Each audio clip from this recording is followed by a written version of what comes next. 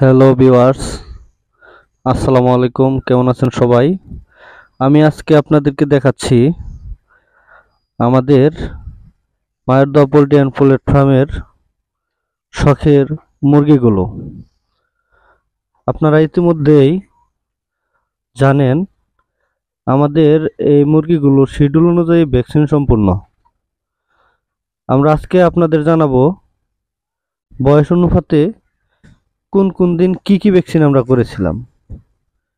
আমাদের এই কাজী হ্যাচারির পুলেটগুলো যখন নিয়ে আসি 3 দিন বয়সে আমরা করেছিলাম রানীক্ষেত ভ্যাকসিন। অতঃপর 7 দিন বয়সে করেছি কিল ভ্যাকসিন ঘাড়ে চামড়ার নিচে। তার পরবর্তী 8 দিনে করেছি কাম্বুরু 228 ভ্যাকসিন। আবার 13 দিনে করেছিলাম মারেক্স, সেটাও ঘাড়ে চামড়ার নিচে। তারপর 18 দিন বয়সে করেছি কাম্বুরু 228 ডবল ডোজ। 18 দিন গাম্বুরু 228, সরি আমার ভুল হচ্ছে। ডবল ডোজ যেটা সেটা রানীক্ষেত ডবল ডোজ 26 দিন বয়সে। শিডিউল অনুযায়ী ফাউল পক্স করা হয়েছিল 35 দিনে। আবার 39-এ কৃমিনাশক ভ্যাকসিন দেওয়ার পরে 41 দিনে আমরা করছি করাইজা। এখন পরবর্তীতে মুরগির বয়স 56 দিনে করেছি Ranikhet double dose.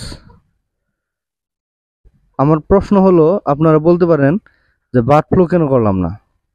Bird flu vaccine আমরা করে থাকি সাধারণত 3 মাস পরে। যে ভ্যাকসিনটা আপনারা এখন কিনে নিয়ে করে নিতে পারবেন, কারণ ব্যবসায় একদিনের জন্য না, আর খামারও একদিনের জন্য না। শিডিউল অনুযায়ী যে যে ভ্যাকসিন আমরা করেছি সেই লিস্ট আপনারা পাবেন এবং নিয়ে বাকি ভ্যাকসিনগুলো করে নেবেন।